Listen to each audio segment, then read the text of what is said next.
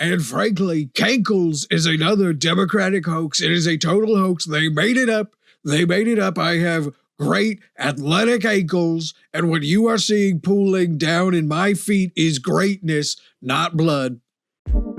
This episode is brought to you by our patron supporters. Today's patron of the day is Ashley Ray. Apologies. Oh. Patrons get the show always ad-free and access to the extended episode with bonus content. So if you don't want to miss all of that, go to patreon.com/calltheline. That's patreon.com/calltheline. Hey, patrons, guess what? You're about to get full access to the Mug Brawl links with a little discount code, because the Mug Brawl is about to start, where every host at the line has a mug of their own, and we will be competing for mug dominance. So you want to know what's annoying? I keep using my mug for my coffee in the morning because I love it so much. And then when we have to do chewed gum or the podcast later, I already put it in the dishwasher, which is exactly your what new happened mug, today. though, right? My new mug. And well, that's fine because it's not public. It's not public yet. I know, but I want to hold it. I want to tease it. Oh, okay. Wow. You know, I love a tease. And where will you be posting the video of you teasing your mug? You know where. I know where. And if you want to know where, what's your cash tag? You have to send $100. Hashtag Alyssa Lube everywhere, baby, even on Venmo. I feel like that's the unlock people. These people like yourself who are constantly getting asked, hey, where's your OnlyFans? Yeah. Promise gets it a lot. My friend Kate over on Threads, she gets it. She literally was posting about it earlier. That's the unlock. Kate, you just got to release your cash tag and be like, send a cash tag to this. And you give them a list of things to do. Send $100 cash tag to here, send a copy of that receipt to this email, and I will respond to that email with where you can find my OnlyFans. Oh my God. Then when you tell them you can find my OnlyFans nowhere because I don't have one, you haven't broken any contract, and now you have $100. Yeah, but here's the thing. People on the internet are waiting. They're frothing at the mouth to be able to call any person, especially women with a platform, a scam artist. Yeah. So that's what's going to happen. They're going to call me a scam artist. And then I just don't want to deal with that. As opposed to the things they call y'all now? I know. That's like, true. Oh no, the people who were just in my chat, like hating me and in previous comments were calling me the C word and all of these like awful things. Now they might add scam artists to it. Like, baby doll, let's go ahead with this. You used your email address. I'm going to connect that to your Facebook. And I'm about to send a screenshot to your wife of you sending me $100 to find out where my OnlyFans is. Anyway, so there's a show to do. Yes. God. Hi, welcome everybody. It's December 19th, 2025. And at the time of this recording, the Epstein files still not released. Where are the Epstein files? You know, tomorrow is the deadline. Really? Tomorrow, to release them? Yeah. Tomorrow, on the law they passed, tomorrow is the deadline, which brings us to, I think, our first bit of news. The way yesterday there was an announcement, Donald Trump is going to give a primetime address. Yes. A prime time speech. Donald Trump has something important to tell us. And like, look, I also, usually I'm pretty good at reading moments. I have honestly, like, I'm surprised at how often I get my political predictions correct. Yeah. I didn't this time. Really? What did you think he was going to say? Well, he has 2 days to distract from the Epstein files. Again, at the time of this recording, they may come out on the 18th. By the way, there's some signs that some shit's going to hit the wall.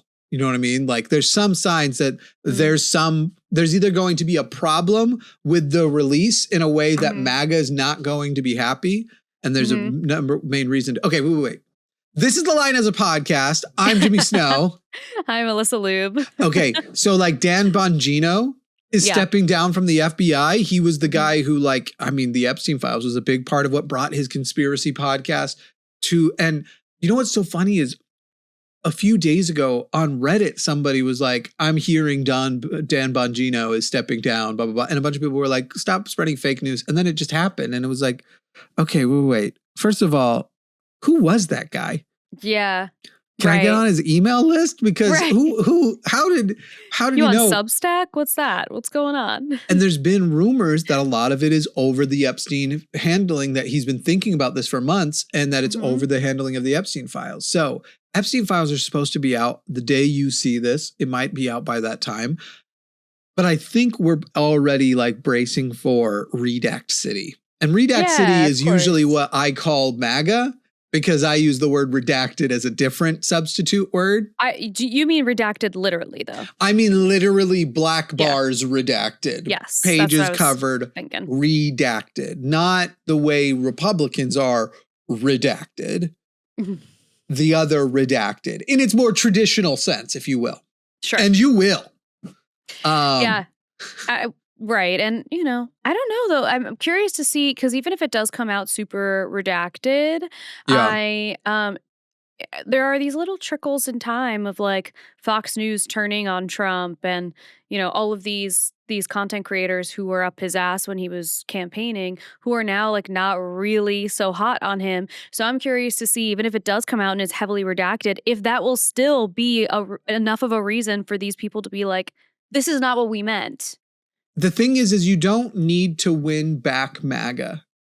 Like a little bit of MAGA upset's good, and you need MAGA to feel a little defeated, like going into the midterms, going into future elections of like, okay, now we're literally like, imagine if Biden had been the nominee. How hard would you have been able to get for him, right? In campaigning, how much, like Kamala Harris wasn't great, but I could at least get it up. And I don't love that. I was trying to be needlessly crass and sexual because I was saying Biden, who's like a really old grumpy man, and then switching to, an actually rather attractive black woman and being like, oh, but I can't just lose it. Okay. I can't. Anyway, so the metaphor is still there. I was able to get it up for Harris. I was able to be out there and be like, look, of course this is bad, but here's better. Here's better. Here's better. That should have been the campaign get slogan. It up with get Harris. It up for Harris. I think I know why not. I think I know why not. I think the same reason we don't ask, certain hosts who work at the line to do their thumbnails in bikini tops. You know what I mean? I think it's probably the exact same reason. But I will say views are a little bit down for the holiday. Anyway, I will be doing our next show in a bikini top. Okay, so, I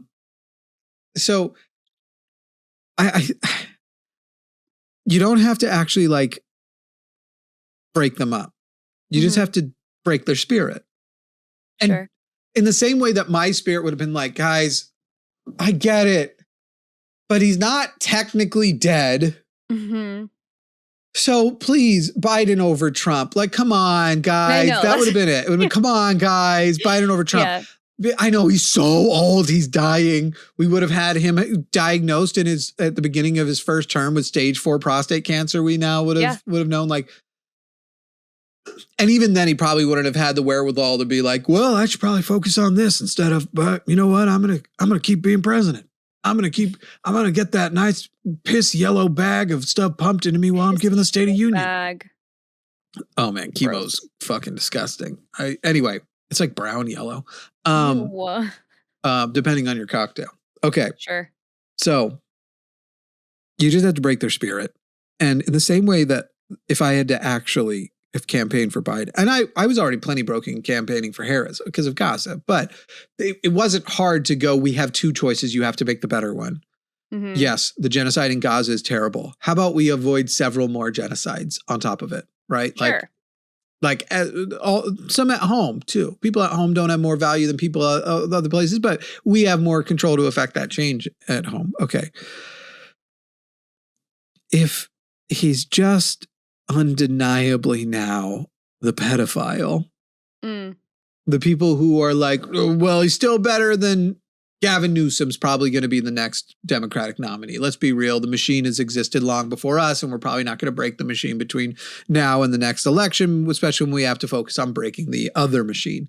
So Gavin Newsom, when it comes to Gavin Newsom and Trump's MAGA stuff, or even the midterms, Trump's people versus the number of people who were like, what am I going to do? Go vote? Am I going to actually go there? MAGA in and of itself, even if all of MAGA stays pure to Trump, there's a lot of people who voted for Trump who aren't MAGA. There are moderates, dumb people. There are, I'm a swing voter. I voted for Hillary, then Trump, then Biden, then Hillary, and then Trump. Like those people who just have the weirdest list of I voted for Obama in 08, Romney in 12, Trump in 16. I wrote in Hillary in 2020, like weird shit like that, where you're just like, who the fuck are you? I'm just a real true swing voter. I do whatever has the most TV time. They're just trying to make a point. No, I don't even think that. I guess you're kind of right. I think they're trying to seem like different. Or as though girls. Chaos implies to them like, oh, he must be very thoughtful because he's like, so he's like doing it on something other than that. And it's literally just like, nah, I'm just dumb. I am just straight up dumb. I am a swing voter. Like, you're voting blue every single election because you're not paying attention. I'm voting all over the place because I am. Yeah. Swing voters sort of the vibe. Are really dumb. Anyway, they really are. If you call yourself a swing voter, not my vote has changed because my values changed. Not like the people who are like, every election I'm up for grabs. I'm up for grabs. I'm, bring out Sanjaya. What was that guy's name? Sanjaya? I know Zendaya. An American has, Idol person? Yeah. Was it Sanjaya? I think so. Yeah, I'm bring him out. That even rang a bell for me. Do you want to talk about the Trump speech? There's not that much to say. He said a lot of the same stuff. I think there's a lot to say. What? I feel like there was nothing really that new. He lied about inflation. He lied about unemployment. The only things he talks about this war dividend, which is $1,500 going to be given to specifically veterans, I guess. Not So not you people. Like sure. And I'd like to know where think those about the money I'm giving to other people. I'd like to know where those $5,000 Trump checks from all the Doge cuts, when those are going to hit. Where are the tariff dividends? Yeah. Well, so and the $1,500, I think, didn't he say that was money that they are going to have earned from the tariffs, but that's been budgeted for already. The amount that Donald Trump says is earned from tariffs. So the tariffs only raised, I'm trying to remember what it is. It's like a couple $100 billion, but he has claimed trillions of dollars of things are being paid for, aka impossible. Right. But it's also crazy because even if I would be even more pissed if the tariffs earned trillions of dollars and it goes to show like the lack of understanding of what tariffs are and where they're coming from. If MAGA is still really like rooting for them. And when they hear that, they're like excited about it. I'm like, do you not understand that that's your fucking money? They don't. I mean, that's the I remember when I'm drinking my gross drink, but I remember when Republicans pretended to hate taxes. But look, if it raised trillions, then it'd be like, okay, everything hasn't collapsed. Things are bad. A lot of small businesses are closing. They aren't collapsed, but trillions would mean his plan to get rid of income tax. That's one of the things he talked about. Let's get rid of income tax and just do tariffs.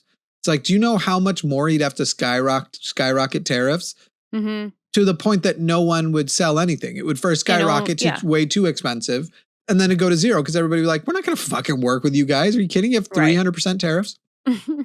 I think there's, so the thing I was kind of getting at before was I had a prediction on this whole thing.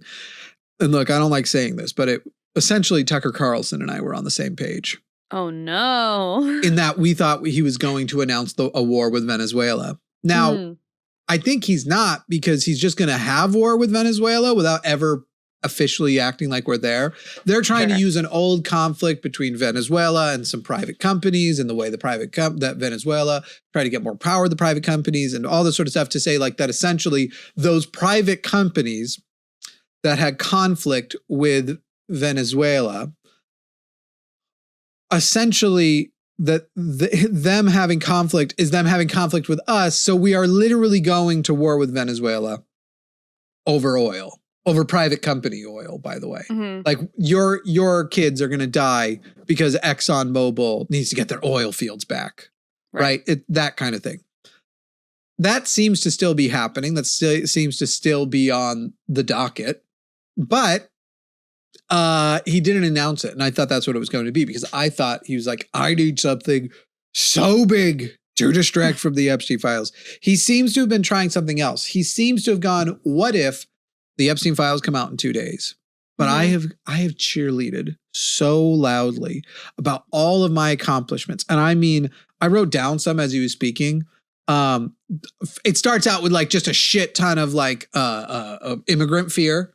The invasion of 25 million, a number that has never, ever been confirmed by any U.S. intelligence, but he still says. And I wonder what it'll be by the time he leaves office, because he never stops at a number, right? He always grows. So by the time he leaves, it'll be like, it was even worse than we thought. It was 100 million. There was 100. Joe Biden let in what? Think about that. Joe Biden let in 100 million illegals. That's going to be where we end up. He says that he has drug imports, like illegal drugs coming down into the country, down by 94%. Look, I don't utilize it, but I still know where I would go if I needed cocaine. Okay? Nothing changed. There is not a shortage of shit in this, especially because all of this, like, here's all the dramatic, radical things I've done, but I still haven't done shit to stop pharmaceutical companies profiting off of you getting addicted to these drugs. Right. Be so very real. Settled 8 wars. Serious. I settled 8 wars. Oh, that's he my brought favorite. That one back up. That's my favorite. Which wars? Right. Exactly. Which wars? Because almost all the ones he has claimed some kind of involvement in, like, things have already gone back to shit. But on top of that, he wasn't involved. None of these places had treaties. But then he immediately, right after that, claims it. He goes, and we finally have it. We have peace in the Middle East. They said it would never be done, and now we have peace. Literally each week is a new headline of how Israel is violating the ceasefire. Correct. So peace, if it looks like the genocide continuing, is in fact happening in the Middle East. Right, exactly. It's as just, long as that's what you think it is. Right. I saw earlier today, actually, no, it was last night. My mom sent me a screenshot from Facebook, one of my Trumpy relatives, who posted, she reposted something, and it says, Pete Hegseth's salary was an estimated $2.3 million in 2024. His new salary is $256K. Janine Pirro made an estimated $5 million in 2024. Her new salary is $195K. You understand. So it's just like this sort of thing. And then it says, they aren't in it for the money. They're in it for the love of the country. Pure patriots. The way, like, everybody's like, hey, just so you know, if you go and take this job for a while, you get all of this power, you get all of this respect, you get all of this. By the way, your expenses go away. So your salary basically is just cash because everything else gets paid for. But then when it's all over, you can write any book. You'll literally get paid regularly speaking fees, starting at the low end of like $100,000 to come up and talk for a few minutes. Mm-hmm. It's like, yeah. And so monetarily, I had one last. Yeah, go ahead. There's still that one thing that you idiots aren't keeping in mind, is that legally we still allow them to insider trade. That's exactly what I was going to say. You think that's all they're taking home? Right. Be so fucking serious. This is why I kind of am like, I don't want to be this person, but I am, where I've hit the wall of like, if you are still a Trump supporter, like a true Trump supporter, you're dumb. You are actually just not an intelligent person, and you have no ability to have critical thought. Donald Trump has more than doubled his net worth by being president. Yes. Excuse me. And the first time he doubled it in his first term, there were ways you could book his hotels and never show up that foreign entities would do, all kinds of stuff. He doubled it his first term. Yeah. And then he doubled it again his first year of being president, this time on a crypto scam. Yep. Guys. It's making me want to comment so badly. I want to comment so badly, but it's just not worth it. It's not worth it because this is like a community of people that are so brainwashed. It's just not, the juice is not worth the squeeze, I fear. And like, listen, the way these people talk, would any of them actually do it if Do what? money was not? Oh, If, right. like, they wouldn't have. If what you said was true, they wouldn't have walked away. Right. Like, fine, let's have it your way, and let's be sure. Let's make it from now on, politicians, if you get office, you have to cut off every other source of income except your government salary. I'm even for raising government salaries in that case. Mm-hmm. And saying like, okay, we do still need to pay enough to get some top talent people. So $1 million a year or whatever for certain positions, if that's what you guys want to do. But everything else cuts off. Yes. You aren't allowed to take a dime from anywhere else. And you see whether or not the Pete Hegseths or the Donald Trumps come along. If you force the president to completely sell all of his other interests, to make no money except his salary. Yeah. No, Donald Trump would not do it. Shot. No shot. No shot. Mm-hmm. Obviously. And you want to know what's really frustrating is like, even if I respond to that comment with exactly that, or I say, about how he doubled his net worth in his first term and then again in his first year, the response is going to be, well, he's just a very good businessman. Fuck you. Oh my God. I can't take it. It's really not worth it. It's like arguing with a fucking wall. And none of them, again, like even for the limited number of jobs where there is higher restrictions, which I don't remember, but Secretary of Defense might have more financial restrictions than a lot of the other political places do. We know a lot of those people insider trade, including the people who came out and were talking about like, and how is it that Nancy Pelosi's her value skyrocketed? And then it's like, Marjorie, you literally came in and then did the exact same thing. Right. But again, once you then leave office, if you came in with millions, you leave office worth so much more money than before. Mm-hmm. And at a certain point, when you're already rich, there are people who it's like, okay, I will now only feel valuable if I continue to hoard more wealth and lord over other people that I have this much wealth. That seems very Trumpish.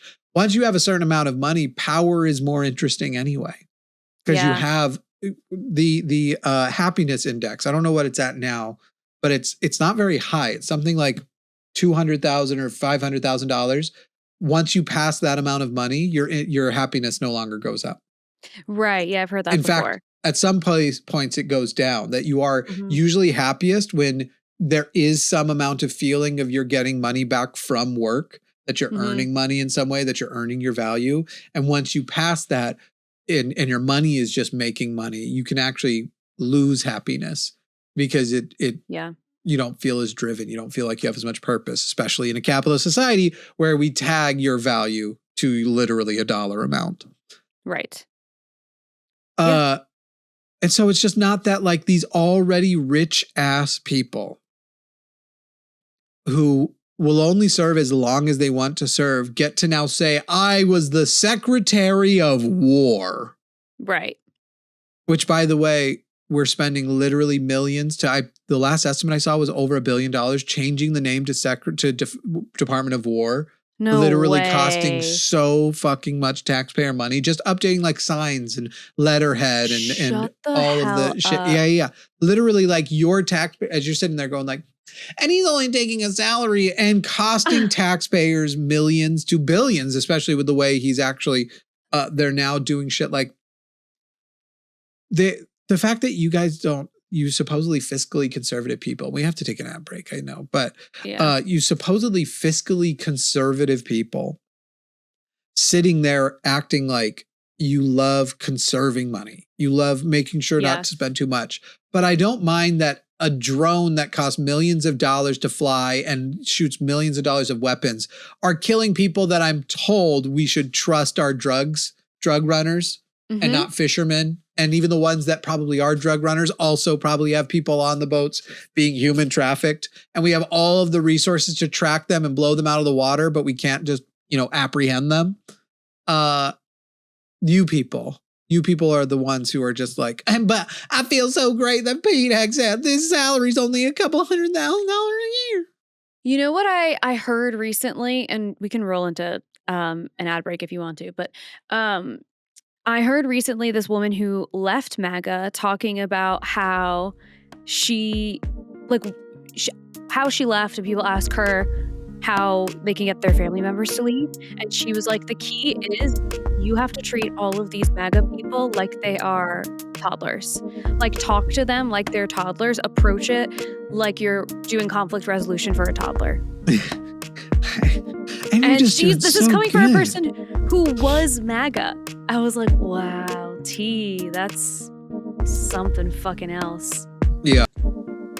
This episode is brought to you by the amazing people on patreon.com/calltheline, where you can get the show ad-free and you get the extended episodes where we do bonus shows, which is most of the time. Head over to patreon.com/calltheline and sign up today. Would you like to be one of the cool people who can So I do want to talk a little bit more about the speech, the big speech, and then we'll move on to some other news like the, I don't know if you saw the Vanity Fair interview with Susan Giles. It's Wiles. I can't Susan wait to talk Wiles. about that. I can't wait to talk about that. Yeah, it's good. But in the speech, Donald Trump said a few things. First of all, did you know eggs are down in price by 82%? Wow. 82%. Wow. Very, very impressive. Once again, almost certainly pointing to. And by the way, we knew eggs would come down. They have not gone down to pre-spike prices, right? Mm-hmm. We knew they would come down some because the egg spike was the bird flu. And he can't control the bird flu. Like that's why it went up. But then the rest of the spike was inflation, and he hasn't gotten it down that. He keeps making up things like wages are raising faster than inflation. Yeah, if you only track a certain sector of wage growth, but not generally. That isn't generally true. Most people aren't getting any raises. Their rents are still going up. There's all kinds of shit. Wants to bring up and the housing crisis caused by these 25 million immigrants. There's 15 million empty homes in America. Yeah. It has nothing to do, the housing crisis has nothing to do with immigrants. Yeah. I also, so I saw a chart recently, like literally this morning, about the rate of inflation and the rate of wages going up. And these are as per the numbers that his administration had reported. And it's like, this is the wages, this is inflation. It's in the numbers. They're not matching up. I remember even the last corporate job I had, which was, I don't know, 5 years ago, something like that. But it was after the first Trump administration, but right after. And we were this is when inflation started to really climb. It was at 8% or something. And they gave me a 3% raise. And that was the day that I was like, I'm leaving in a month. I'm out. Are you fucking kidding me? And I was like, this is a pay cut, actually, because the number that we agreed upon doesn't even, this is not even coming close to what the cost of living is now. Fuck you guys. Right. And that was that was years ago. Working here, I will have less buying power next year than I did the year prior. So I wouldn't. Yeah, exactly. So fuck. Sorry, that. Gotta go. And if I'm going to do it, this is the funny thing. A lot of people in that situation will go, then I'll just take a pay cut to go and try and work for myself. I'll go and try and find my own thing. I'd rather work and do my own thing, even if it's less for a while. Yeah.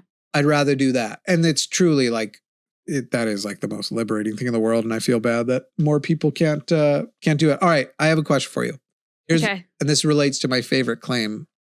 By the way, the number of times, don't take a shot every time he goes under Biden, because you'll die fast. Okay. Right. But my favorite part of the whole thing, let me do a little exercise. Sure. Pilates. No. Okay. Let's do a little exercise. Let's say, Alyssa, did you see that beautiful cutting board that I made for my partner? Yes. Let's say I made gorgeous. you one. And I usually want to make it $100. I want to sell that for $100. I'd actually sell that one for more, but let's just make it easy with $100. And you said, Jimmy Snow, I want one. Can I have one? And I'd be like, Alyssa, you're my friend. I'm going to give you one for 50% discount, a 50% discount. How much is that $100 board now if I give you a 50%? If I lower the cost by 50%. $50, you're right. You know what? I'm feeling extra generous. Let's make it 75%. How much is it now? $25. You know what? I had a banger year, 90%. How much is that? Wow, $10. That's a steal. You know what? 100% because I love you. How much is it now? Oh, then it's free. Interesting. So now if I lowered the price Mhm. of that board by 400%, how much would that be? You would owe me money. You'd be I would owe paying you me to take it. $300, right? I'd owe you Yeah. $300, basically 100%, and then the remaining 300%. I think that's how that would work out. The math might not be mathing perfect, but I think that's correct. I think 400% would be $300. I would owe you $300. I'm going to give you I'm going to lower the price by 400%. Now, if anyone can explain to me a different way that number could work, put it in the comments. If I say the cost of my cutting boards have come down by 400, 500, 600%, you explain to me how that would work in a way where you're still paying for a cutting board and I'm not paying you. Right. Because Donald Trump keeps making a claim that I don't know how to make work even in his head. Okay, I know how to increase something by 400 or 500%. Maybe he's trying to say this thing increased by that amount. And so that means if I reverse that and it's back down to that level, it's down that amount. But that isn't how that works at all.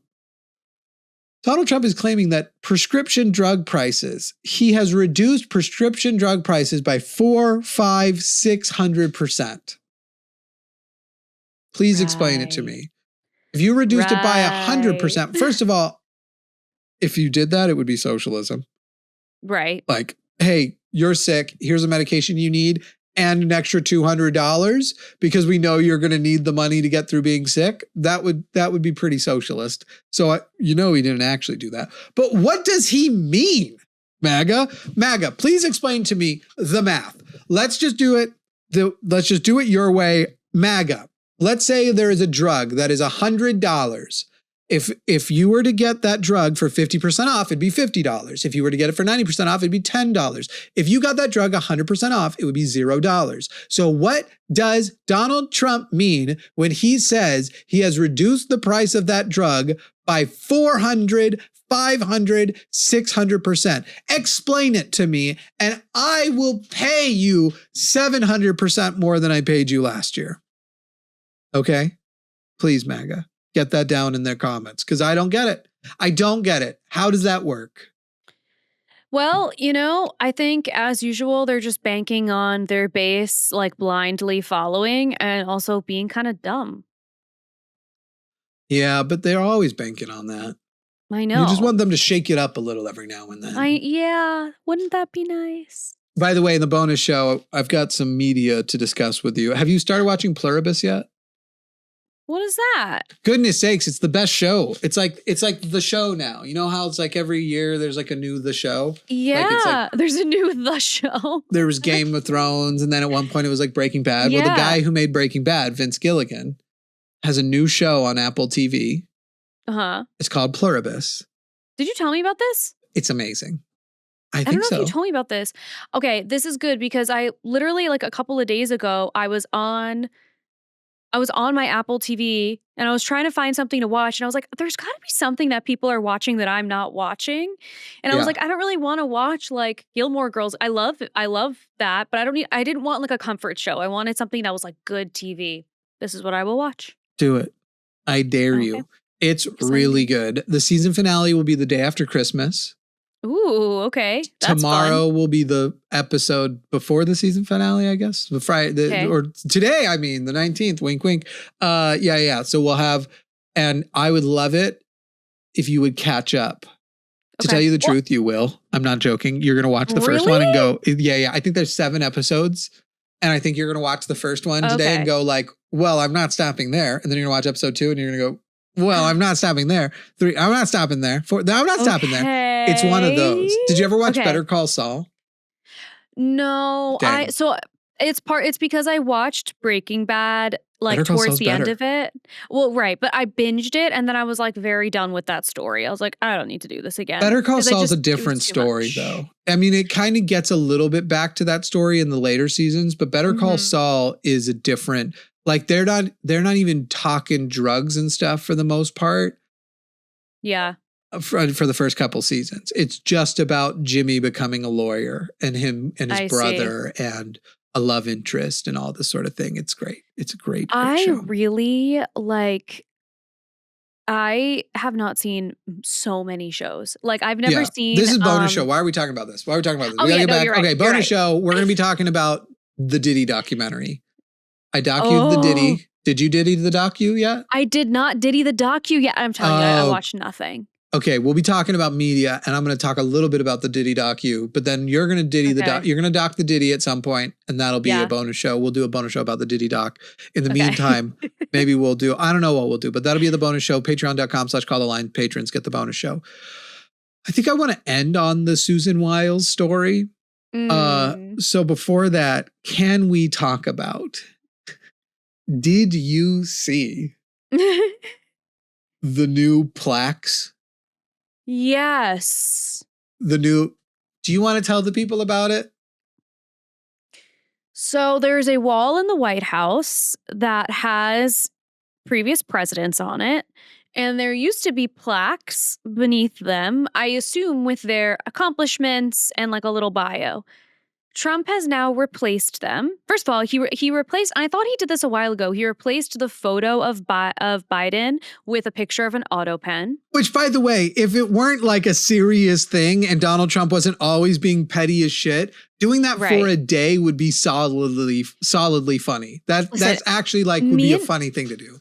Me and Kevin say this all the time. It's unfortunate that he's a dangerous fascist because if he were not, like if this was like a scripted TV show, it would be fun. Like a lot of the stuff he does would be really Which, by the funny. way, is how he started. Like he was in a scripted reality TV show. And you know what, Don? Excellent job.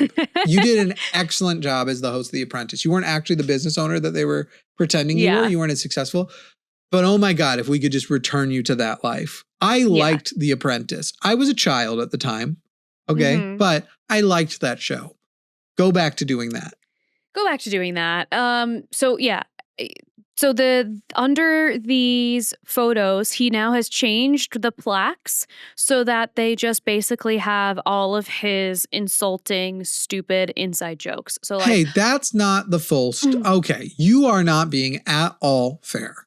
Do you realize that? What am I missing? You are missing that, first of all, there are people who he liked that got very good ones. For example, Herbert Hoover, a self-made man who rose from humble beginning. Herbert Hoover was a successful mining engineer who became known as the great humanitarian. These sorts of really nice ones. And let's not forget that his own, which I need to find, his own plaque is so nice. They're not all mean. He clearly wrote his own plaque. Okay. He clearly, I'm trying to find the one with his on it. The text with that's his. Okay. I know where it was. I'm going to go get it. And then we'll get to the mean ones. But how embarrassing is it? It's like giving yourself an award, which I believe he does at his golfing thing. Like he always makes himself the winner of his golfing tournaments. It's that level of sad. Let me read you this one. On January 20th, 2025, Donald J. Trump became the first president in 132 years to be sworn into office for a second non-consecutive term following his historic victory in an electoral college landslide, 312 to 226. A very similar, actually not quite as good, but very similar margin to how much Biden beat him by the way. And only a landslide if you only look at it's funny the way they want to like talk about it. It's like, bro, you didn't even get more votes than Biden the time prior. Like you literally do not have, you are the most recent president and you don't have the record for most votes. And like usually presidents get that just because there are more voters each time. The electorate grows. So it's kind of like an automatic, like you end up with more votes because there's more people. Anyway. Overcoming unprecedented weaponization of law enforcement against him, as well as 2 assassination attempts, he won all battleground states by millions of votes, was the first Republican in decades to win the popular vote, big in all caps, and won 86% of counties in America, 2,700 to 525. All 50 states shifted toward the Republican Party for the first time ever. At his inauguration, President Trump announced the beginning of the golden age of America, and he delivered, ending 8 wars in his first 8 months, securing the border, blah, blah, blah, blah, blah, blah, blah, blah, blah, blah. Imagine sucking your own dick, except for there's no mouth that can reach his dick because it is so teeny tiny. Itty bitty witty. It's just continuing what, like, he's just trying to rewrite history enough so that hopefully when all the history books are written, they'll use that as a reference, as if there aren't enough people, thank God, who are watching him do all of this shit and is like, hold on. And I'm so glad that there are historians who are not buying it as it is, because hopefully that's like enough so that this is not what's written in history forever, because they'll write about this in history though, but as evidence of his strongman shit. Like he doesn't realize this only helps him right now with his base. This is a long-term bad fucking look for you. Yes. Because this is, so first of all, when Carolyn Levitt was asked by NBC about it, she said, the plaques are eloquently written descriptions of each president and the legacy they left behind. As a student of history, many were written directly by the president himself. As a student of history.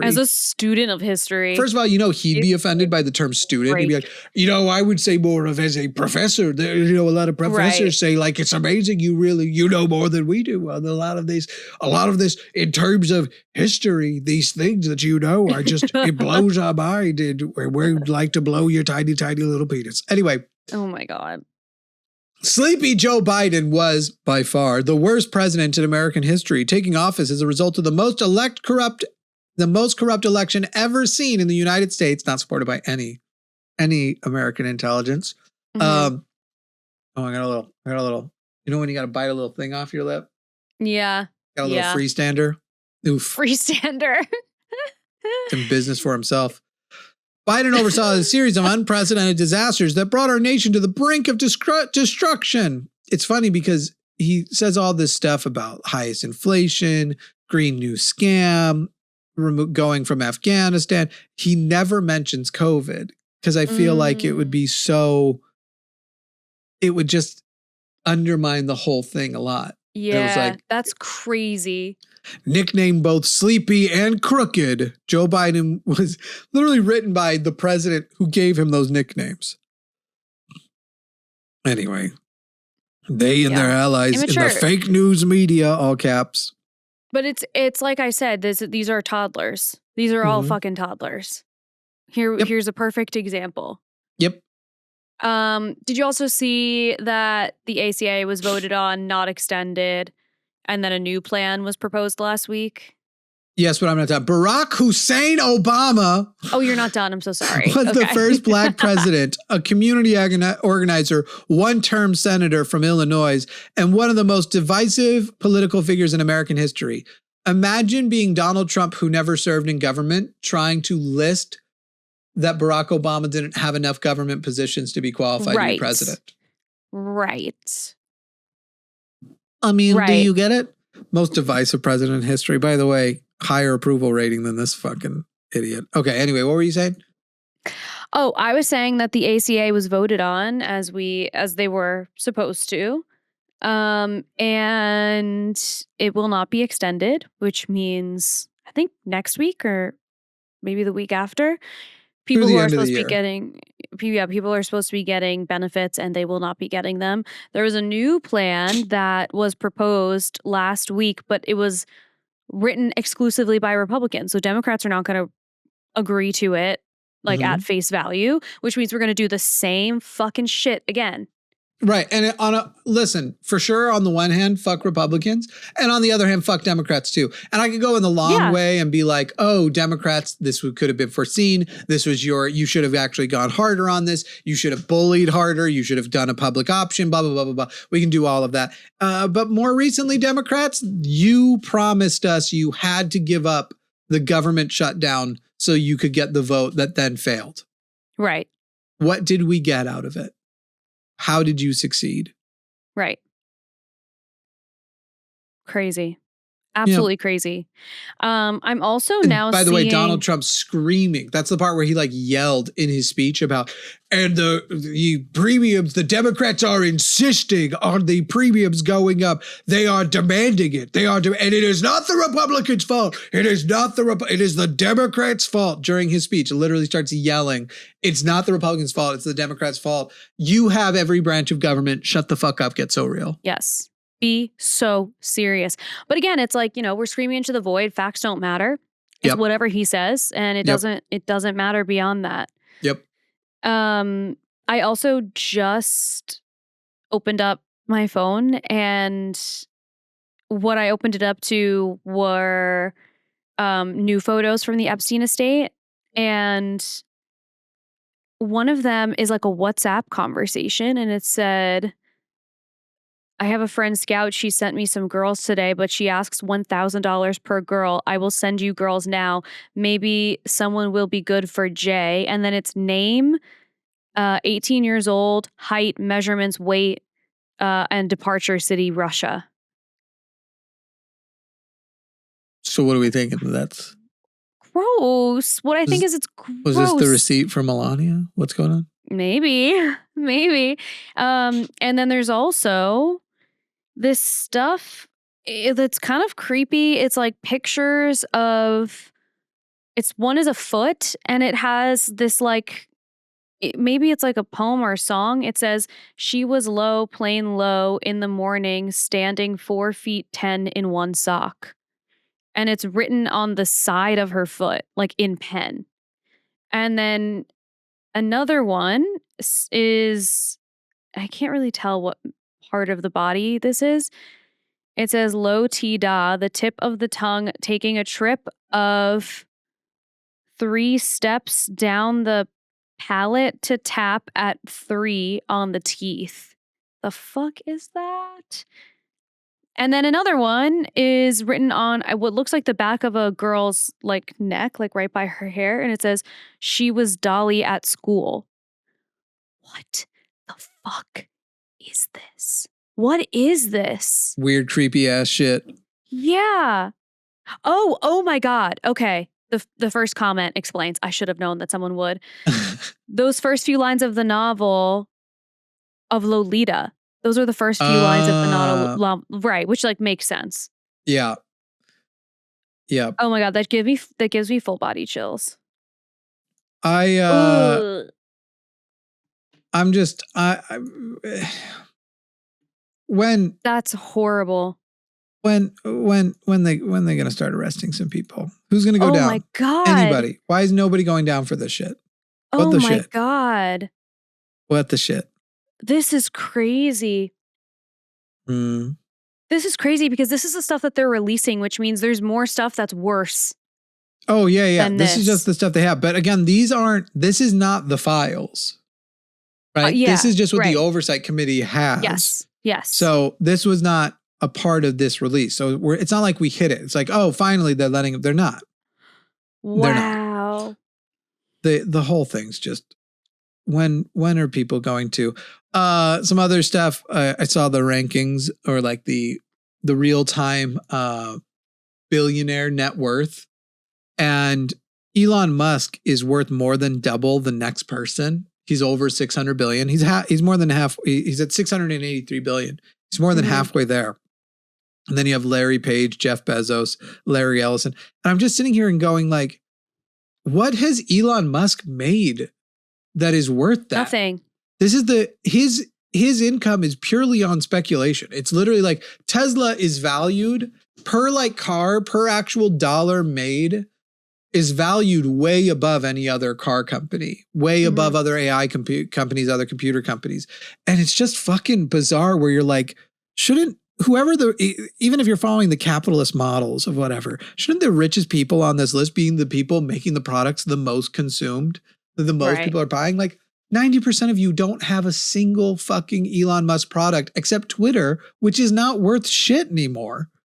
Like I literally got, they had to suck it up into, was it Tesla bought Twitter? Whatever their AI company was, bought Twitter so that no longer could people try and value it independently of it. And they could just be like, oh, it was a great investment. Honestly, What- he did buy an so election how with are- it, so it wasn't a bad investment. How are they estimating this then? Is it just sort of bullshit? The number His that net they're worth, yeah, it's providing? based on his stock assets and everything. There's a lot that go into that estimate, but it is one of those things where it's like, why are their stocks worth so much? Why is it? It's almost a bubble. It's a net worth bubble. His net worth can't sustain that. Yeah. And yet we're going to be told he's the first trillionaire in a few years. Or would Well- have been. Because, I just think he's going to blow up in one of his own rockets. You think? Well, I wet dream about it. All right, let's go gonna ahead.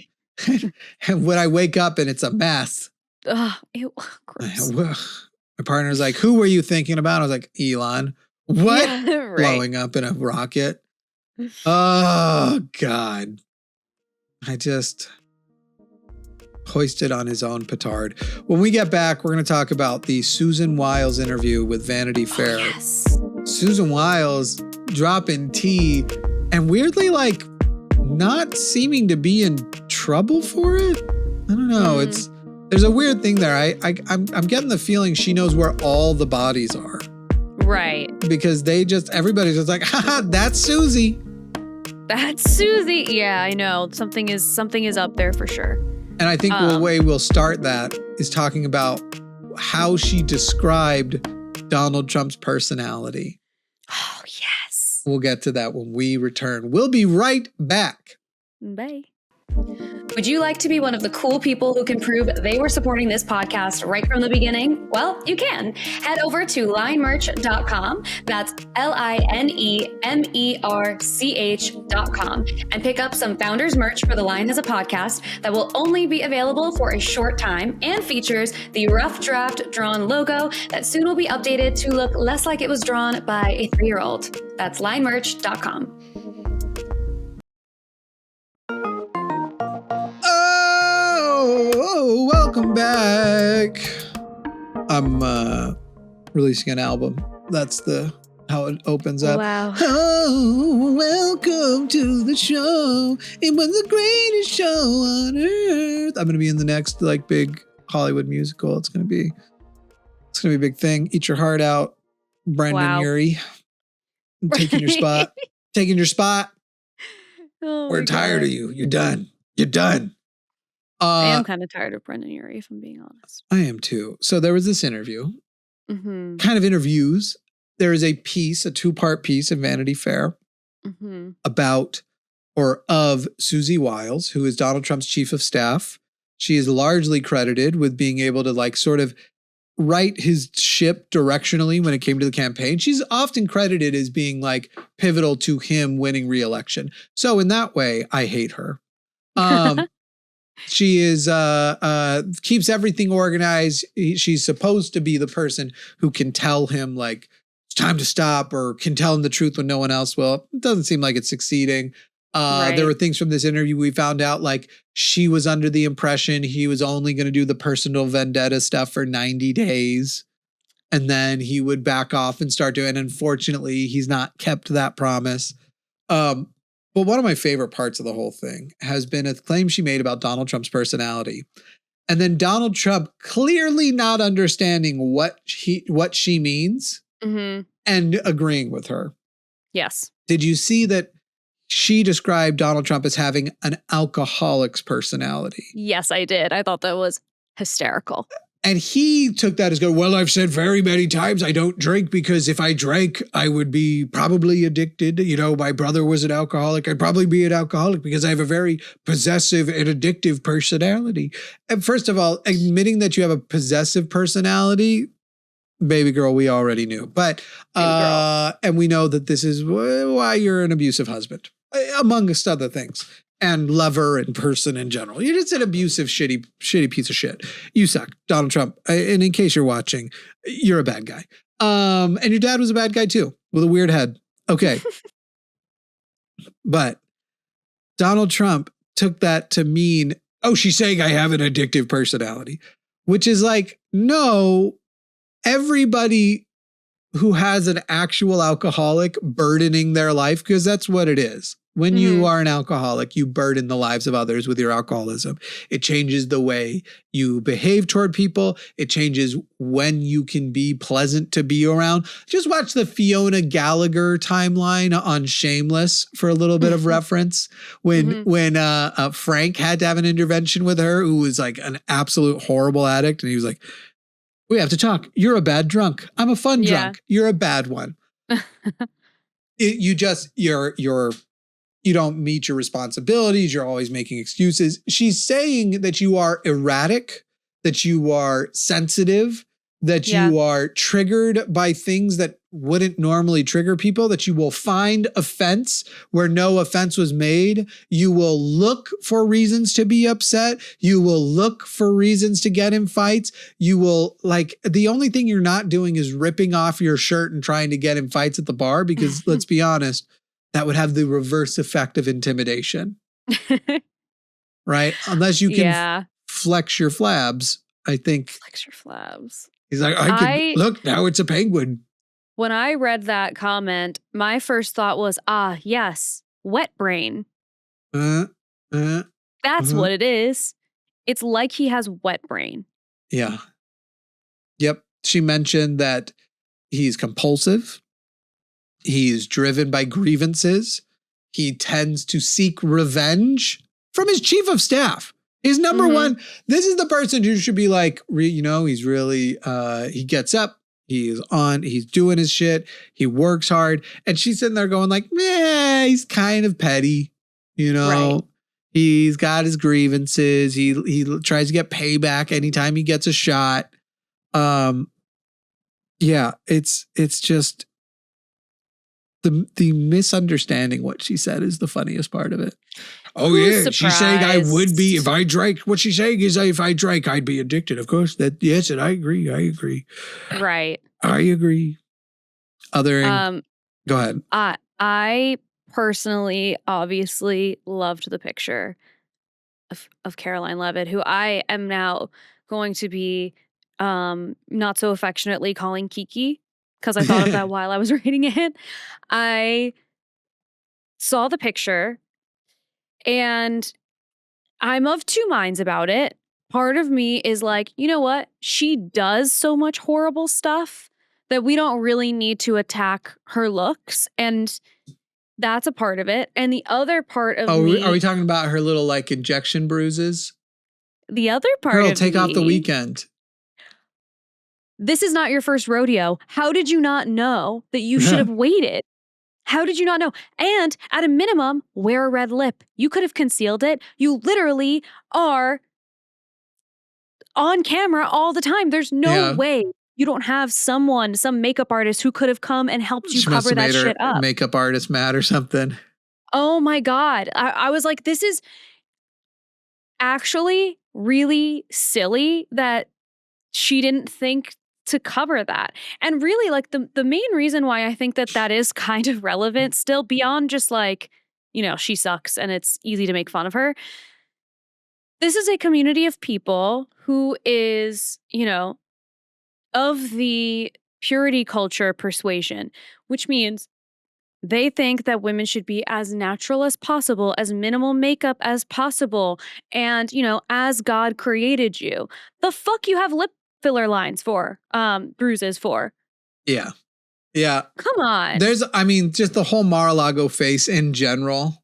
The whole Mar-a-Lago thing. face. This is a thing I hate already, that we already have standards that are such that I think now, what is the average age of, what's the age popularly that girls are starting to get lip injections? Isn't it like 16? Yeah, that's crazy. That's great. It's funny how like, this is why I say liberalism is bullshit, because it's all like feel-good stuff, not actual solutions. Liberals are like, look at the things. And so liberals love talking about the terrible beauty standards for women, but we haven't done shit to like fucking stop the Facebook filters.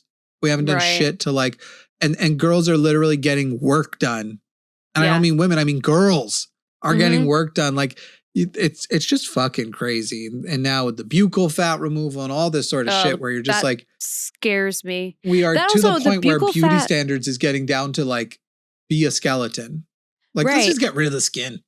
The buccal fat removal is also interesting because that area of your face loses volume as you get older. So all of Right. these girls look old. Yep. And I'm very nervous for what they're going to look like when they are old and they have no fat here anymore. It's just fucking depressing. It's literally It's just like disturbing.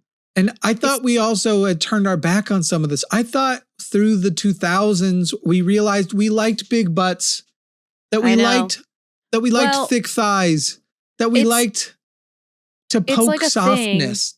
It's a thing that people are connecting to. It's kind of a sign of the times and going back to conservatism, because when you have like the times where this has been trending for women to be really feeble and skinny and honestly Yeah. weak looking, and also like in what their abilities are, if these girls are starving themselves, Yeah. you're creating a situation where there isn't energy to be fighting for whatever it is that they're going to be putting up against you. Yeah. And it seems But like you're, some of like, them are so getting the distracted. buccal fat removed and then put into their right on top of their Right? cheeks. It's just like pushing it up. It's like, you know what I want to look like is a mouse. Right. I was Exactly. thinking mouse would be good. A Get last my thing yellow about the- makeup. I'm going out as Pikachu. Right. Another thing about the Vanity Fair photos Mhm. is I saw another content creator talking about how everything in these photos, like when they're doing portraits like that, it's all very intentional. And Caroline Levitt is next to an open chair with an American flag blanket draped on the chair, but the blanket is not sitting right. It's like folded and like fucked up. Mhm.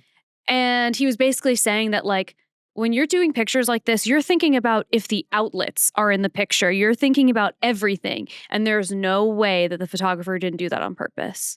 And I thought that was very good. What? Fold up the blanket? No, have it not sit right. Have it sit like,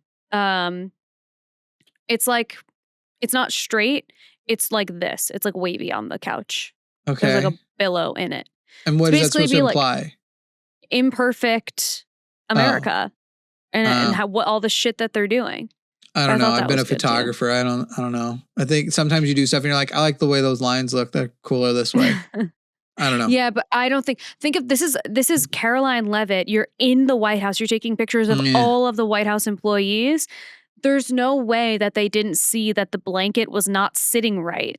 I don't know. Like, That doesn't there's grasp no me. way. To them, it might just be like, yeah, I like the way it looks there better wavy than I like it. I don't. Yeah, it just doesn't get me. Everything else, but I have to see everything it. else, Let me see this everything photo. else is like clean lines. It doesn't. Once he pointed it didn't occur to me right away. But once he pointed it out, I was like, yeah, that's like the one part of this picture that's not like perfectly tidy. Where I see it now. It's just sort of thrown over Yeah. the top of the thing. I don't know. I think that could just be laziness. I think it could just be I don't- like I was But focused for the on. Vanity Fair photo, no way, it's laziness. It's a matter. It's one of those things where it's like you can be so focused on, for example, having done again many photos. Sometimes shit happens where you're like, and by the way, the crop of this photo. There's other problems with this photo. The crop's bad. Yeah. The crop in the middle of the side like eighth of the window. It's a bad crop. So there's other problems with it. It's not like a perfect photo. Yeah, I know. The lampshade on the right is also like a little. Yeah, it's facing forward where the other one is like locked down. So there can be times where like there was something else going on where it was like she's super busy and you finally get her to the photo and you've been focusing on like trying to do this and this and you did some other problem solving, but you spent so much time solving the one problem that every other problem just seems minor in comparison. I don't know, that level just that just doesn't grasp me. I like Maybe. this. I like the symbolism of it. Sure, one can accept the symbolism easily, but you don't have to. I don't know that I would say that the narrative is. Well, we'll true. never know. We'll never know. But I do like the symbolism of it. Oh, I think the I photographer kind of might like- claim one day, be like, "Yeah, I actually did that on purpose." And whatever. If he did or he didn't, or it doesn't really matter. Or actually, I don't know if Or the photographer she. was Okay. Yeah. No, it was a man, Christopher Anderson. I mean, the flag is fucked up. Doesn't that the kind of flag- ruin some of it for you? Like, it was a man, so actually maybe this was all incidental because I mean, his bedroom think- probably has nothing on its walls. I think what I like about this is at first glance, it looks like a perfectly staged room. But if you Mm. take a second and you look a little closer, like the blanket is fucked up, the lampshade is fucked up, her ankle looks weird. It's like, it kind of feels like a picture that symbolizes the house of cards that they're building.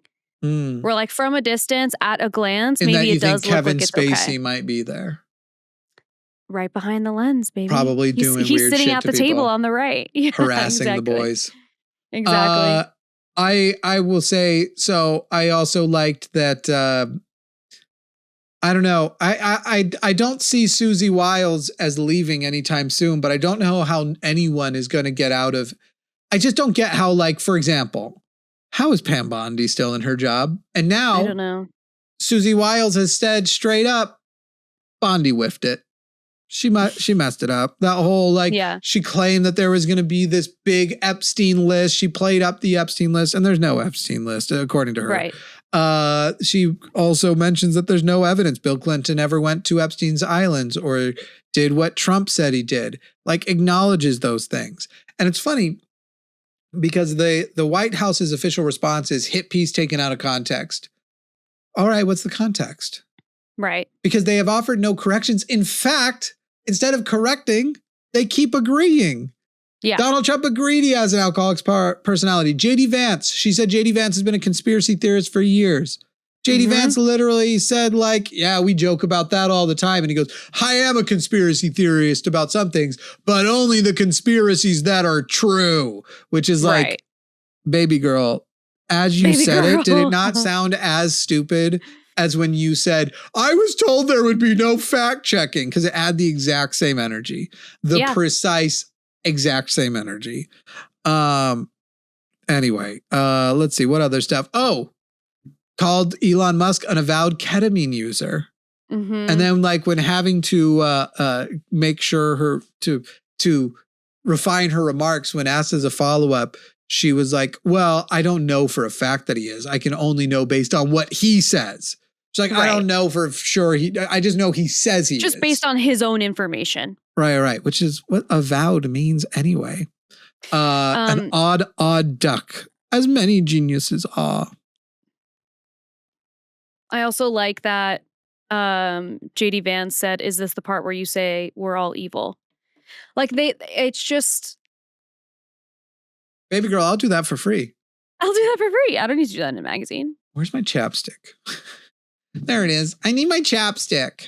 That Vanity Fair is going to be on newsstands on January 20th, which is crazy because, yeah, I'm curious. Like, I feel like it's going to be bought out like crazy. Is there like more it's coming? Be gone. Yeah. Yeah, right. Like, who knows what else is coming? And also, I can't believe how early they teased that. Yeah. All of those pictures. She said that he's wanting to keep blowing up boats until basically regime change happens. Yes. This is man. We really elected him again. That I will sometimes just wake up with that realization and I'll just be like, he's really the president again. Yes. Well, even with like the exploding all of the boats situation, the thing that, like, they'll do stuff like this where they'll say we don't want a regime change, and then later be like, we just want him to, did they say like wave a white flag or like take a knee, like something like that? Yeah. That's what that means. That's what that means. You literally are just assuming that everyone is stupid. Yeah. They just lie right to our faces. It's crazy. Oh, man. In the age of information, like, it's actually sometimes still unbelievable to me that this actually happened, because it made more sense when, it was the 40s and propaganda could be just sort of like printed on a paper and there was not really that much you could do about it. This is crazy. Also, I saw the photo of, I just realized that I'm pretty sure it was the same article. Yeah. Okay. For the record, the photographer wasn't good. Have you seen the other photos? I saw some of the other ones. Yeah. And it's nice to know that I am a better photographer than the White House Vanity Fair photographer, but the photos are all bad. Have you seen the one of JD Vance? He's posed next to a thermostat. I think this is purposeful. That's what I'm saying. I think he did it on purpose. The color's bad. Yes. I think you are giving. This is the Vanity Fair White House. Yeah, and I think he sucks because photographers. I think if it was a photographer, there's a certain type of photo. I don't even know how to explain it. Once you do it for a while, but I'm sure there are photos that you've taken it in. There is the concept of learning the rules so you know when to break them. But you can see when that's what's happening. And it's not usually just the people are bad at it. And I imagine the Vanity Fair photographer probably was the Vanity Fair photographer approved by the Trump White House. So there may be some level of they wouldn't let in people who had worked on whatever before. But like, have you seen the JD Vance one? Yes, I have. He's posed by a thermostat. There's like a fucked up board. Like you actually really get a sense that the White House is not as fancy a house as you think it is. Like the it's building, not. It's like, kind of dated and ugly. Yeah, there's a lot of the trim. I have tighter lines on the trim in my house than they have on this ugly green wall. And it's like they were just like, let's just put a flag there and why don't you just go take a picture in front of that wall? There's a weird photo of Marco Rubio like kind of looking at a lamp. Mm-hmm. I know. But look at the other pictures that this person has taken. They're beautiful. I think, and like we won't really ever know for sure. I think it was purposeful, and I think that he is a good photographer, and this was on purpose because his other photos are beautiful. I don't know. I'll have to look, but it'd be a weird. Let us know in the comments. Let us know if you think that this was purposeful. It'd also be weird knowing that there's like going to be some sort of media review people in the middle that have to approve it and stuff. That's what I'm saying. There's no way it was not purposeful. No, to do it purposefully would be weirder that way with the review. I don't know. Why? The whole thing's just fucking. He took beautiful pictures of George Clooney for the cover of Esquire. He obviously knows how to take good pictures. All right, Christopher Anderson's his name? Yeah, Christopher Anderson photo is his thing. Oh, that's a gorgeous picture. Oh, I have no doubt that if we Google his name, his best photos are what are going to be raised to the top. But does he have a history of like? But why would he go to the White House and take shitty pictures? That's what I'm saying. Especially, he does have a really bad photo of Bill Clinton, and then another. What is the one next to him? Yeah, the best photos I think you're seeing are the ones that an editor then approved to put like on the front of the Wall Street Journal. But all of these ones of George Clooney are gorgeous. Like, that's a beautiful picture. Yeah. That's a beautiful picture. I refuse to believe that he's a shitty photographer and that's what we're looking at. I think this was purposeful. I think that Vanity Fair also is not going to have editors who are going to look at shitty pictures. So I'll tell you this, all of his best photos, 90% anyway of his best photos that don't share some of the same dumb bad qualities are close-up portraits. I don't know. Look at this. Which is a style of portrait photography. Is that not a pretty picture? These aren't as good as you think they are. Oh my God. Okay. Well, now I feel like we're going to get into a outhouse. Yeah, my old profession. Of a conversation. Yeah. I'm just telling you he takes a lot of very good, and again, on his portfolio, you know what would be interesting is to see more articles where he has lots of photos illustrating the article, because his portfolio is always going to be the best stuff and it's going to get refined down. So like his Instagram's going to be the best stuff. And even on his Instagram, I'm telling you, there's some stuff where I'm like, bruh, this is not know the rules so you break them kind of things. And I don't know. I think photographers have more pride than that to go like, if I'm going to go and shoot this, I'm going to purposefully make some of my portfolio bad. You'll notice none of those photos. So here's the thing. Like, I'm looking at all of the comments and it's like reflecting that reflecting like respect for the photographer and like the picture by the like JD Vance, the picture by the light switch and the thermostat is honestly hilarious. There's no way that a professional photographer saw a light switch and a thermostat and didn't think to themselves, "Oh, you probably shouldn't stand there. You should stand somewhere else." There's no way. It was on purpose. I think you sound conspiracy brained right now to me. No, I think you're being pessimistic and you don't want to. That's another light switch. Come on. I think that no he was way. trying to shoot a specific. I think he got in his mind that he was going to try and do a certain style. What style that was, but they had an idea and a style in mind, and I think that I think he whiffed it. I'm sorry, I just can't get on board with this. Like this stuff was all so intentional. I just don't buy it. By the way, is it all of the Vanity Fair photos by him, or were some of them actually pretty good? No, well, all of the White House ones are by him. What I'm asking is, are all of his photos bad from the Vanity Fair article, or were some of the ones he did good? All of them are a little bit off, which I think is purposeful. Even like this picture, I think this is the only one that's a side profile. And I think the reason is because his hair does this weird fucking thing in the back. And the purpose was to show that looks creepy and weird and not like, what the hell is that? And that's the only one that's a picture like that. The one that's like consistent with his normal portrait style, like the close-up of Stephen Miller. For Stephen Miller if they didn't hate Vanity Fair, he'd probably be like, make that my mugshot, like Donald Trump has that all over the place. Man, Rubio looks old as fuck. I don't know what these ones where they absolutely crop out the full face. The full face of JD Vance is crazy. It's so funny. Cutting off the edges when he already has. Jesus Christ. I know. But the Trump's inner circle photo is very good. Some of the other, like the one with Stephen Miller, is fine. You have the lines of the I wonder encyclopedias going through the one guy's head, which is weird. I wonder if they know, if they knew like while the pictures were being taken. I'm sure they didn't. Some of these photo choices are just fucking crazy.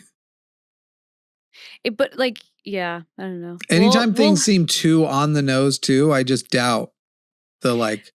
We'll have to, I think, agree to disagree on it, but I will say I love them. I love all of these pictures. I think they're that close-up of Susie Wiles. Insane. Yeah, like, what a crazy choice. That's fucking nuts. I think he intentionally took photos in a style, but I don't think that he was purposefully making them bad. I think he made them like off-putting and not like specifically not good. I don't think he was sucking as a photographer on purpose. I think he was even in post. If you wanted to, you could. I could take those off with my iPhone. Sure, you couldn't take it off in a way that photographers couldn't figure out, but that is what like people get paid to be able to do, where they wouldn't be able to see the artifacting. That can be done, but you wouldn't use an iPhone to edit out that kind of thing. Of course you wouldn't use an iPhone. I'm not saying you would use an iPhone. I'm saying if I can do it on my iPhone, they could have done it with professional equipment if they wanted to. It was a stylistic choice that they kept it. I think he's also one of those douchebags who brags about shooting film still, which are the dumbest people. If you want to do it as a hobby, fine, but pretending film is better than digital is crazy. You can recreate virtually every film effect with digital, and then you still have a billion more options, not to mention preservation. The people who are just like so in there, a lot of bad photographers, I'm not saying he's got one of the best photography jobs there is. So I'm not going to shit on him generally, but there's a lot of bad photographers who only shoot film. And then they'll say like a lot of the stuff that a lot of your criticism, well, that's the look of film. Film's the only one gets that true. It's like the people who think that somehow records are better audio than like the highest definition, no compression audio. Like that's stupid what you are saying. The caption that the photographer made when he posted some of the pictures, He said, if I'm honest, I was hesitant to accept the assignment from Vanity Fair magazine to photograph the Trump administration. I assumed incorrectly that I was being asked to wear my celebrity photographer hat. My journalistic sensibility just would not be comfortable portraying politicians the way celebrity photographers have in similar portfolios of past administrations. Not this subject, not this context. To my surprise, global creative director Jennifer Pastore, I guess, assured me that this was not the job. The job was to bring my sensibility as a journalist and see the subject with a clear eye rather than that of a celebrity photographer. The job was not to make anyone look good or bad. My mission was to show up and photograph honestly and thoughtfully.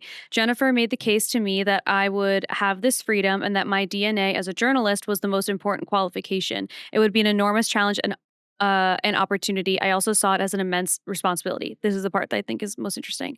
The internet seems shocked by the choice to not retouch any blemishes or wrinkles. It's shocking to me that the world expects reality to be removed from a picture. My intention is not mockery or cheap shots. I'd like to think I'm a stone-faced but critical observer. Celebrity photos are celebrity photos. Politicians are not celebrities. Let's not mix things up.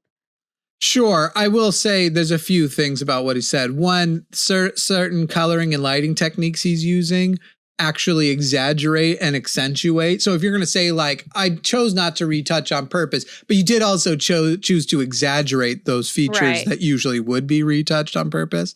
Yeah. But he is saying there that I think what I said is what he's saying, which is that he chose a style he was going to go with. He wasn't doing it badly on purpose. He chose a style, and I think he thinks he shot the photos that he was trying to shoot, that he thinks he did it well. And so he'll use excuses like, though the thermometer's in the photo because I was shooting the real White House. That kind of thing. I didn't shoot the best version of the photo. I shot the realest version. The real. Yeah. I think the other part of it, like you said, that is nice is like you see in these pictures how the White House is like not really that nice. Like it looks dated and it always looked like under decorated to me. Like there's like a huge wall and like only one giant painting on it. I'm like, who decorated this? This is horrible. Yeah. And a gallery wall in there. He's had a lot of input on those things. But some of the photos do look fine. Like we will hear in just a moment. The one of even Stephen Miller, I would have put a little bit more space between the portrait above his head and the top of his head, but him just sitting on the couch, like Stephen Miller ended up being, because he has such a harsh reality, Stephen Miller is a jump scare. So his jump scare photos are just like, oh, that's Stephen. Kind of looks okay in this. Like not okay by the standard of what generally looks okay. But the fucking jump scare of like Susie Wiles close up and fucking homegirl Levitt close up. Oh my God. I want to print that and like print a wallet size just so I remember that it happened. For what it's worth, her eyelashes look great. I don't know. I haven't even seen that many episodes of Doctor Who, but I remember there's an episode of Doctor Who where there's like a face in the middle of just skin that's like stretched over. It's just like it's like a big plate of skin, and in the middle is like a talking face. And that's what I think of when I see some of these close-up faces. Yeah, I think he actually, in his opinion, the style he was trying to go for, I think he shot very well. And I think they just kind of look like shit. But, whatever. If he's like, I wanted him to look like shit, then go with Christ. Go with Christ. I like the comments on the Caroline Levitt close-up that are saying like having lip fillers and not believing in vaccines is wild, and that it's gender affirming care, like lip fillers, gender affirming care. And, it's just interesting. And you know what, for what it's worth, we've talked about these pictures now for like a half hour, which is really like the point. Like it's meant to be, provocative enough and picked apart and whatever. So, and like the photographer, Alyssa has just exaggerated. Let's go ahead. It wasn't a half hour. It was what, 20 minutes? I think 15 at the most. I think. I don't know. I hope not. Well, in the bonus show, I feel like zapped on this photo conversation. I actually just feel zapped generally. I need a quick meal and a poo before doing some other show stuff. But you can go and hang out with us on the bonus show where we're gonna talk about, because you haven't seen the stuff I thought you would have seen. We'll get started. We'll get started with some of that stuff, but I've seen nothing. There are some very cool photos that this guy has done, but he's clearly the best at close-up portraits. The film looks are just the fact that you can tell where it's like, I can tell because they're scans of, and it's so funny too you are a film photographer and you're not in 98% of your distribution is digital. Do you understand what I'm saying? Yes, I understand what you're saying. Film is better. I'm going to take this with film and then scan it. Is it possible that it's just a stylistic choice? You can do every stylistic choice with digital, and then you still have a million other choices. If I want to shoot like a specific type of film to get like a grainy, ugly, old-timey look, and I shoot your portrait like that, and now I have that portrait, and that's all I have is that portrait. I can duplicate that. Editing I can do to that is extremely minimal. Or I can shoot you digitally, create that exact fucking look digitally, and a million other looks. Or like the people who only shoot black and white, and you're like, bro, but sometimes color's what's interesting. But you can turn any color photo to black and white. Like, what is this pretentious nonsense? If you want to do it as a hobby to see what it used to be like, that's fine. But pretending film is a superior medium is stupid. In the same way, VHS is not superior to Blu-ray, and records are not superior to high fidelity. Like, get the fuck out of here. Some people, should we go to? Yeah, okay. Should we be in bonus show? That's the show. Bye, everybody. I'm tired of these anti-digital weirdos. AI, ChatGPT is still superior to asking your uncle, which is like the old analog way of doing it. People are like, no, I think asking my uncle is better. Get the fuck out of here. AI was the most used word on all of the line Riverside. Possibly. We'll talk about more of that in the bonus show. Okay, goodbye, everybody. Well, that was the show. Goodbye. Sorry.